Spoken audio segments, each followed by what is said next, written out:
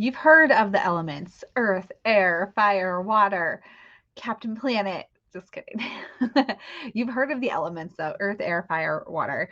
And maybe you've heard about working with them, connecting with them. Maybe you have worked with the elements in astrology or tarot. Well, the elements are all around us, all within us, and are a beautiful tool for healing. And that's what we're talking about in today's episode of Expedition to Soul. We know that you were born magical. We know that you are intuitive, and we know that you are brimming with everyday enchantment. Here at the Sisters Enchanted, we believe in intention, we believe in intuition, and we believe in everyday magic. Welcome in to the Expedition to Soul podcast. Welcome to this episode. I'm Sarah, founder of the Sisters Enchanted. And, this is going to be a shorter episode for us today, but we're just going to get right into it. Here's the thing about the elements. You can work with them with candles and, getting out in nature and bringing them into your home and remembering that you are made up of the energy of the elements, and they're all around us. Obviously, we live on this planet. And they are earth, air, fire, and water, in case you needed a little refresher. But the elements they're not just this thing, right? This like thing we can see or experience. The elements are truly, truly healing for us. And they heal our soul. They can heal our bodies, our minds. They can heal our stories. Our past selves can be healed beautifully by working with the elements. Now, often when people are working with the elements, they ask me questions around like, what are the tangibles that they can do? How can they work with candles or burn something or incense or crystals or make moon water, which is a beautiful practice, by the way. Like all of these are beautiful practices and ways to connect. But really, being with the elements or just sort of connecting to what that energy feels like to you is a quick and easy way to heal your soul, heal your burnout, heal your mind gremlins at any point in time, just by working with the energy of the elements, even if you are not doing like all of the things to represent the elements and have them all in front of you. So I'm going to run through with you like how you can work with the elements for healing on today's episode. So the first one, when we talk about them in order, is earth. And the energy of earth is aligned with the energy of winter, actually. So that is a winter season is aligned with the element of earth. Sorry, I got totally sidetracked in my mind for a second. It's also associated with the new moon energy and intention setting. If you have taken our Expansion Archetypes quiz, then that's the energy of the mapper as well. So Earth, the reason that it's aligned with all of those things is because Earth is slow and steady, right? Like, and the pentacles in tarot as well. Speaking of slow and steady, Earth is slow and steady. Earth is not like, it's not, I guess it is, Earth is very unpredictable, but it takes time. Like it takes time for a tree to grow. It takes time for a seed to sprout, right? Like everything on Earth takes time. It's not like wind that just comes out of nowhere or fire that can start and go big very, very quickly, or water that again changes quickly. Like Earth is pretty predictable in its phases and what it's doing. It's not often that it's coming like truly out of nowhere that you couldn't tell something was happening with Earth. So how do we use Earth for healing? We want to work with the energy of Earth. So by embodying it, actually being on the Earth, or just kind of imbuing the energy of Earth into our own systems by getting grounded.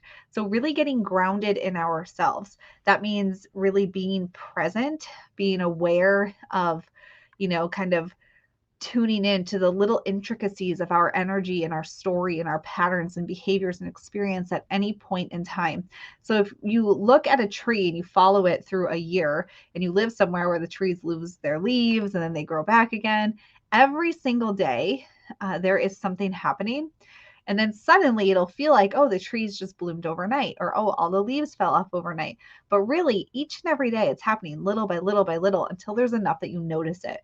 And with yourself, it's not different. So when you can get grounded and present into your life and you start to notice every single day these little bits, that's when it doesn't surprise you, right? You've been observing, you're grounded and centered and present in yourself and in your life. And you can see every day these little shifts that are happening. And then you're healing your story because your own life, your own awareness of yourself, your energy, your body doesn't take you by surprise because you're more grounded and connected to who you are and aware of just your energetic connection to yourself and everything around you. So one way to heal with earth is simply by that, getting grounded in your body, in your life, and acknowledging like, how does the earth do that? And then doing it yourself. Now, our next one is air, and air is aligned with the suit of swords in tarot. It's aligned with the season of spring, if we're talking the seasonal wheel, the first quarter moon energy. In our expansion archetypes, it's aligned with the wanderer energy. This is where we take action. We set intentions with earth and we take action with air because air is moving. Air, if we notice the wind, it's doing something. Like if we feel air, it's because it's doing something. And so it's always in motion, right? It's in action. With our healing here, what we want to do is channel this energy of air to help us elevate our thoughts and heal the thoughts that we're having about ourselves. So air elevates seeds, right? It elevates, birds get in the air to elevate. We want to think about the thoughts that we're thinking and how can we, like air moves things from one place to another. When we elevate in the air, how can we think of elevating our own thoughts, shifting them from one place of being to another place of being? And with air, air doesn't drop a leaf or drop a seed until the job is done, like the air has been exhausted. So we want to think about our thoughts and not drop into a thought until we have elevated it, right?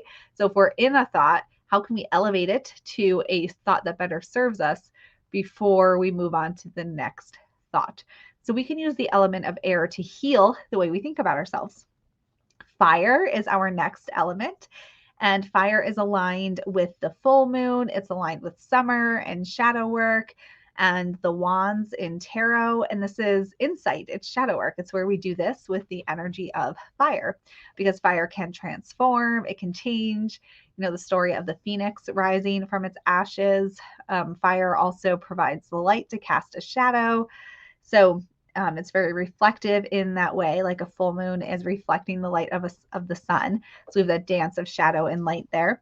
And with the energy of fire, we can heal ourselves by allowing fire to fuel our passions. So many people throughout life lose their passion for something, whether it's a hobby or a relationship or a desire to achieve an accomplishment or do something. We fizzle out of passion pretty early in life. So figuring out how to stoke that flame and reinvigorate passion in your life. That's very sacral energy center kind of energy.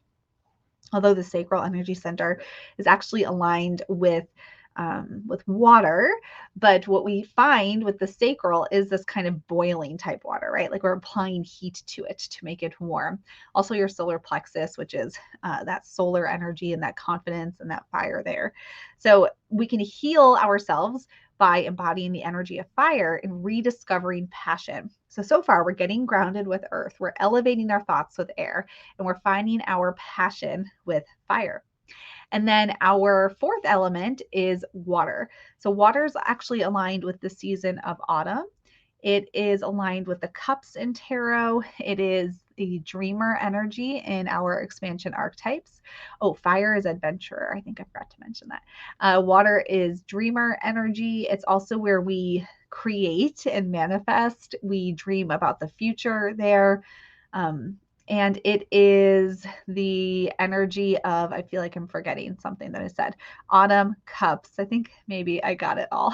The energy of creation, ideation is how we refer to it. Water is in itself very healing. It's aligned to the moon in astrology. That's very nurturing. And so with water, we want to allow that healing to really be the healing of our emotional body. So water is aligned with emotions also when we look at astrology and tarot. So we want to heal our emotional selves with water.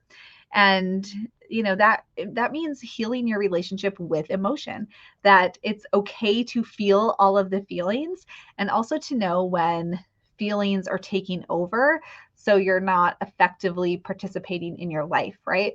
Or when your emotions are taking over, so you're not listening in a conversation, or you're just trying really hard to be heard, or you have like your inner child screaming out to be seen and protected and safe. So we want to work with the element of water to help heal that emotional body. So water is healing our emotional body. Fire is helping us to bring passion back to our lives. Air is elevating our thoughts, and earth is grounding us in the present so that we can see what's going on around us and be in tune with our own lives. Working with the elements, it's a practice in connecting to the elements, but also learning from the elements.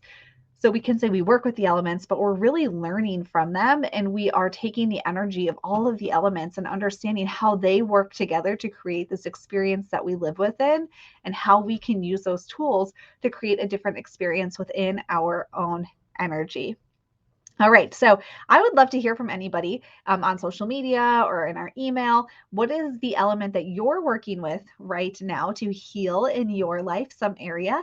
If you know your expansion archetype, I'm curious to know if it's the one that aligns with your expansion archetype or not, or if you're working with a different one. But that is a great place to start if you're not sure. And over the next few days, we do have our elemental immersion class that you can register for the next few days only, and learn even more deep dive into learning all about the elements. So we'll be sure to have that linked up so you can check into it and really expand your knowledge of this topic if you'd like to learn more. But definitely reach out and let us know which one you're working with. I'm always curious to know what our community is doing and how we can best serve you. And just let us know. We love talking to you also. All right, y'all, go out there, heal thyself, spread the goodness all around the world. And until next time, I hope that you have an enchanted rest of your day ahead. If you liked this episode of the Expedition to Soul podcast, please rate, review, subscribe. If you're listening on Apple Podcasts, it will really help us spread everyday magic, intention, and intuition to the masses, and helps us so much as a small business. Be sure to hit that subscribe button on your favorite podcasting platform so you never miss an episode. There are new episodes every Tuesday and astro forecasts for the week ahead every Friday. If there's any topics you'd want to hear, anything you want us to dive deeper into, shoot us an email at magic@thesistersenchanted.com. And as always, thank you so much for listening and being part of the community here at the Sisters Enchanted. And we'll see you in the next episode.